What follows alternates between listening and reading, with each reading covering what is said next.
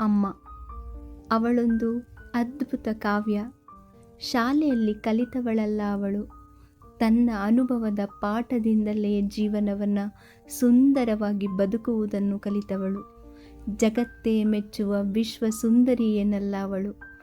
ದೇವತೆಗಳೇ ಮೆಚ್ಚುವಂತಹ ಕೃಷ್ಣ ಸುಂದರಿ. ತನ್ನೊಡಲ ಕೂಸಿಗೆ ಜನ್ಮವಿತ್ತಾಕ್ಷಣ ನೋವಲ್ಲೂ ಸಂತಸದಿ ಕಣ್ತುಂಬಿಕೊಳ್ಳುವ ಜಗತ್ತಿನ ಏಕೈಕ ಜೀವ ಅವಳು.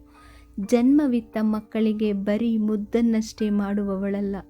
ಬೈದಾದರೂ ಸರಿಯೇ ಎಲ್ಲ ಕೆಲಸವನ್ನು ಕಲಿಸಿ ನಿನ್ನ ಜೀವನವನ್ನು ನೀನೇ ನಡೆಸುವುದನ್ನು ಕಲಿ ಎಂದು ಜೀವನ ಪಾಠ ಹೇಳಿಕೊಡುವವಳು. ಜಗತ್ತಿನ ಯಾವುದೇ ಜಂಜಾಟಗಳು ಅವಳಿಗಿಲ್ಲ.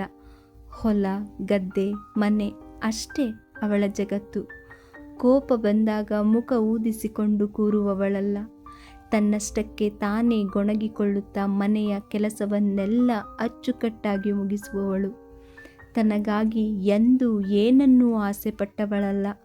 ತನಗೇನಾದರೂ ಸರಿಯೇ, ತನ್ನವರೆಲ್ಲರೂ ನೆಮ್ಮದಿಯಾಗಿರಬೇಕೆಂಬುದೊಂದೇ ಅವಳ ಆಸೆ. ನನ್ನಮ್ಮ.